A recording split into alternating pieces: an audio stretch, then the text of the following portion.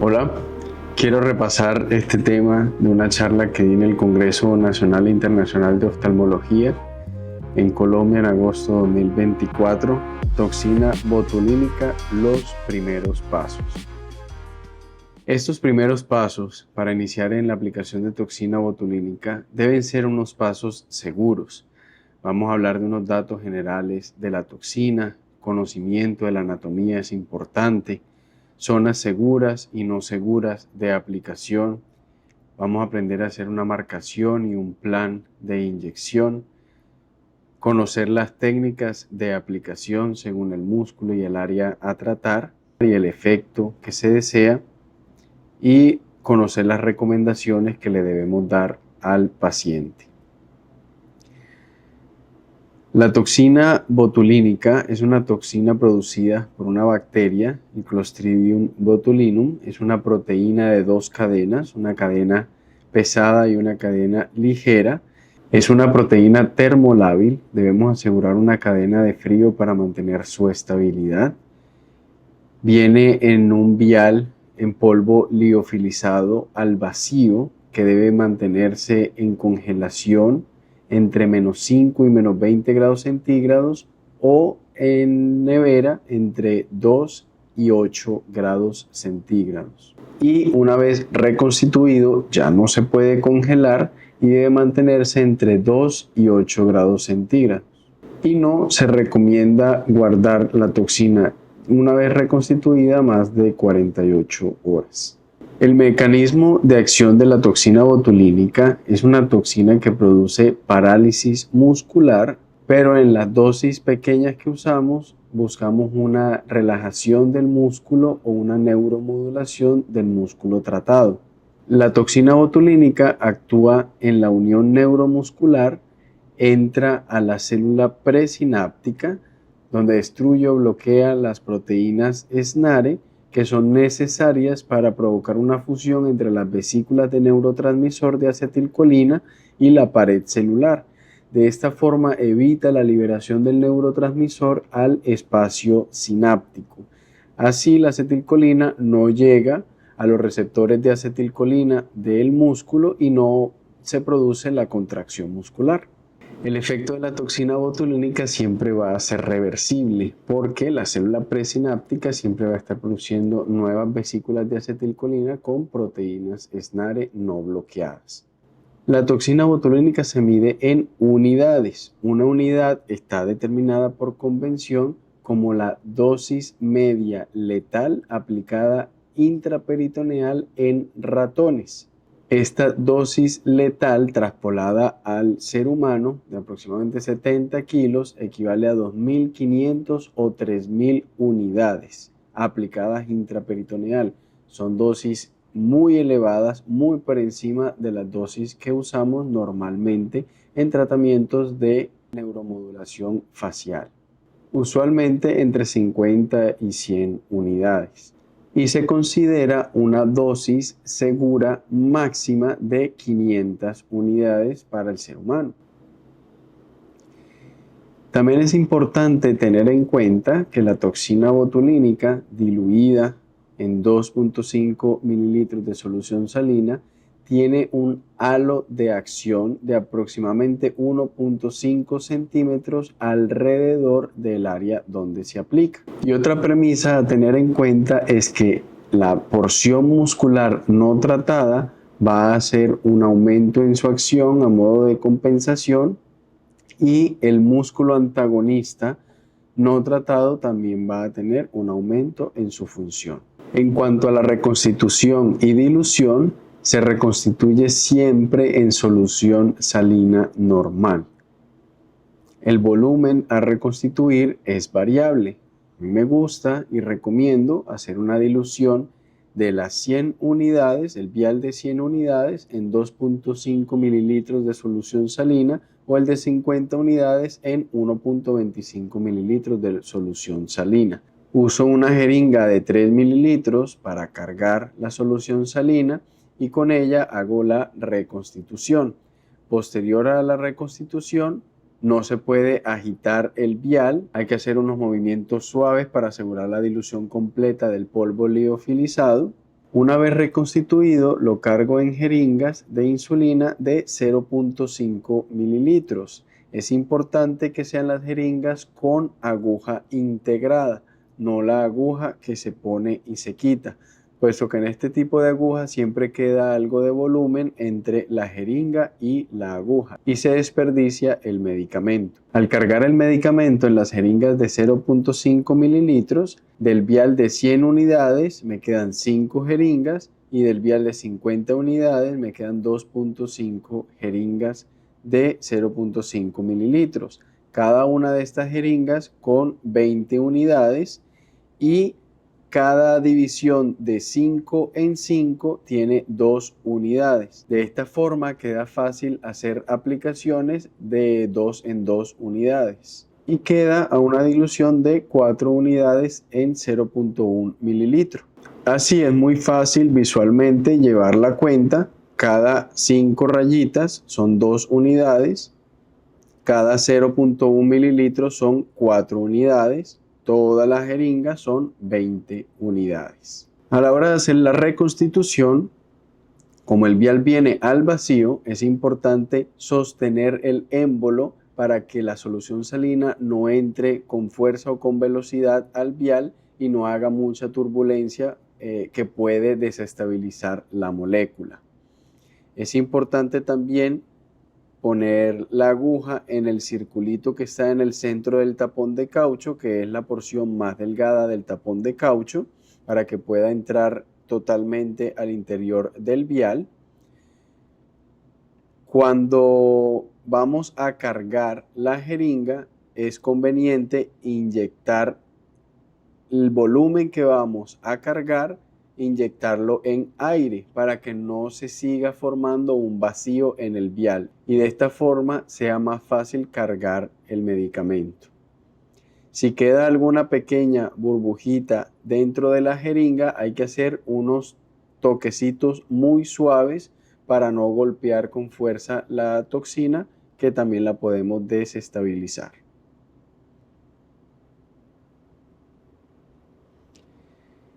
Es importante conocer la anatomía de la musculatura facial y que no estamos inyectando arrugas, estamos inyectando músculos, que la contracción de estos músculos es la que produce las líneas de expresión o las arrugas.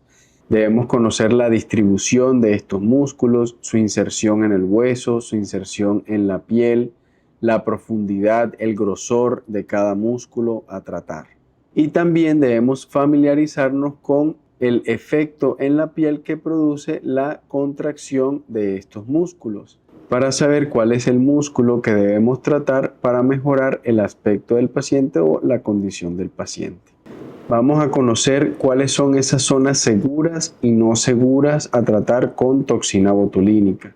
Recomiendo mucho este artículo del doctor André Borba, Susana Matayoshi y Mateus Rodríguez, donde nos especifica cuáles son esas zonas seguras y de riesgo a la hora de aplicar toxina botulínica. En el músculo frontal debemos respetar 1 centímetro desde la inserción de la línea del pelo.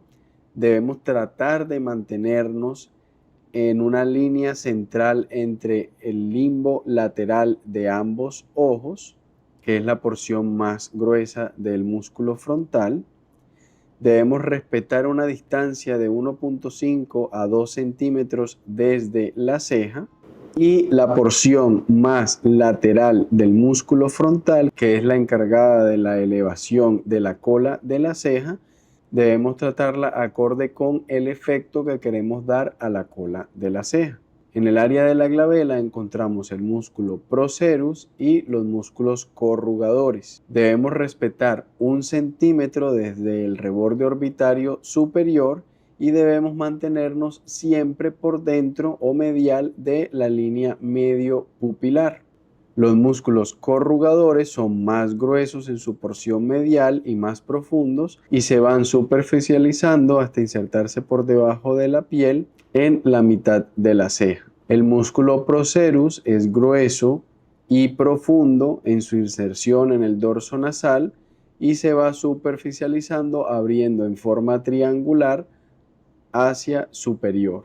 Los músculos nasales se encuentran lateral en el dorso nasal, producen las líneas bony lines y su barriga o porción más gruesa está siempre por debajo de donde se forman las arrugas. A la hora de tratar las líneas de patas de gallo, debemos tratar el músculo orbicular.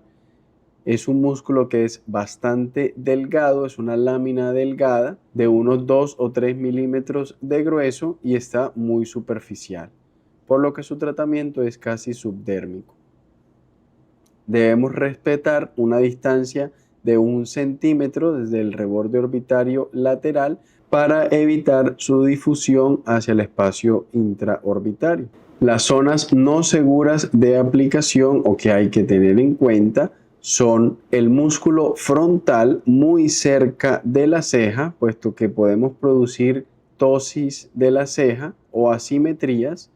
Este punto del frontal lateral debemos tenerlo en cuenta según el efecto que queremos hacer en la ceja.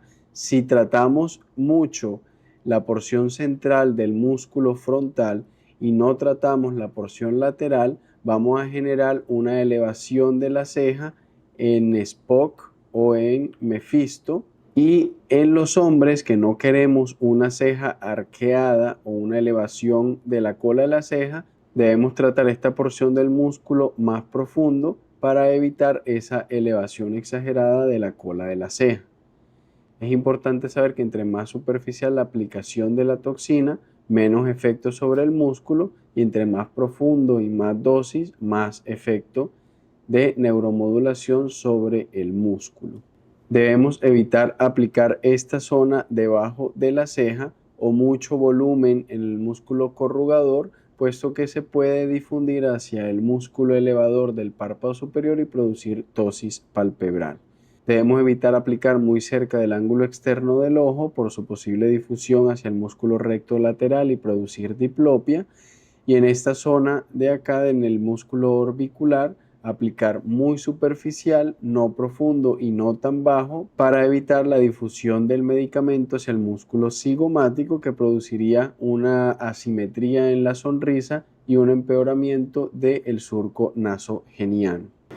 Para ser constantes y técnicos en la aplicación de toxina botulínica debemos tener un plan y una marcación.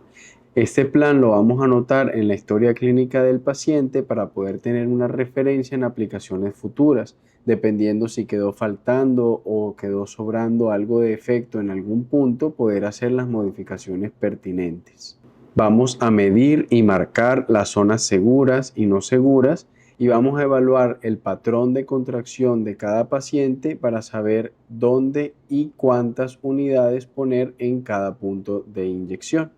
No todos los planes de toxina botulínica pueden ser iguales. Hay distintos patrones de distribución de los músculos de la cara. Hay que evaluar al paciente, identificar el patrón de distribución muscular y tratar acorde con el patrón encontrado. Estos son algunos de los patrones descritos para músculo frontal y para músculos de la glabela y sus patrones de aplicación. La dosis va a depender según la fuerza y el grosor de ese músculo. Usualmente se usan dosis mayores en hombres que en mujeres, pero va a depender principalmente del grosor y fuerza del músculo. En cuanto a técnica de aplicación, me gusta usar frío local para adormecer un poco la piel y un distractor del dolor para que no moleste tanto la aplicación. El músculo frontal en su porción central es relativamente grueso. Podemos hacer inyecciones a 90 grados o 45 grados profundas. Hay que distribuir esos puntos teniendo en cuenta el 1.5 centímetros de halo de distribución entre cada punto y otro. El músculo procerus en su origen en el hueso es profundo, es donde está su barriga. Se inyecta pinzando el músculo y profundo a 90 grados. La inserción en la piel es más superficial y más delgado, puesto que se abre en abanico, por lo tanto, su inyección es más superficial a unos 30 grados. Para tratar los músculos corrugadores, ponemos un dedo sobre el reborde orbitario, protegiendo de no difundir el medicamento hacia la órbita o hacia el músculo elevador del párpado superior. Cerca de su origen, el músculo corrugador es profundo y grueso, por lo que se aplica 45 grados y profundo. Hay que tener en cuenta que el punto de marcación no siempre es el punto de entrada.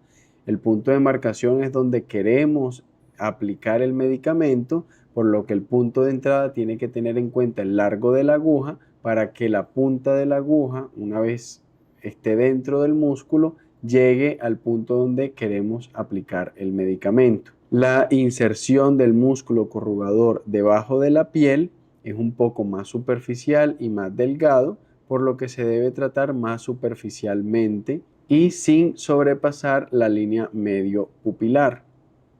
Justo debajo del músculo corrugador está el músculo frontal. Si aquí hacemos una aplicación más profunda de lo necesario, vamos a aplicar el medicamento en el músculo frontal, muy cerca de la ceja, produciendo una ptosis o una asimetría de la ceja. Es importante este punto quedarnos bien superficial. Debemos tener en cuenta a la hora de aplicación siempre tener a nuestra vista la línea graduada de la aguja. De esta forma siempre estar pendiente de cuántas unidades estamos aplicando. El músculo nasal es profundo, aplicamos a 45 o 90 grados directamente sobre el músculo justo antes de llegar al periósteo. El músculo orbicular, como lo mencioné anteriormente, es bastante delgado, es una lámina que está muy superficial, su aplicación es subcutánea. Debemos incluso ver un abón donde se inyecta el medicamento. En esta porción superior buscamos una relajación del músculo orbicular que nos permite elevación de la cola de la ceja, y estos puntos laterales a 1 centímetro del reborde orbitario lateral para relajar el músculo orbicular y mejorar la apariencia de las patas de gallo. Dependiendo de la extensión de estas líneas de expresión, pueden ser 3 puntos, 5 puntos, añadiendo otros aquí más lateral. En este punto inferior hay que tener mucho cuidado. Tiene que ser primero muy superficial porque justo debajo está el músculo cigomático. Y un poco más abajo también nos encontramos solo con el músculo cigomático, ya no hay músculo orbicular. Si aplicamos el medicamento en el músculo cigomático, vamos a producir una asimetría en la sonrisa del paciente y vamos a tener empeoramiento del surco nasogeniano. En cuanto a las dosis, es muy variable. Debemos evaluar a nuestro paciente, evaluar la fuerza muscular y el efecto que queremos hacer.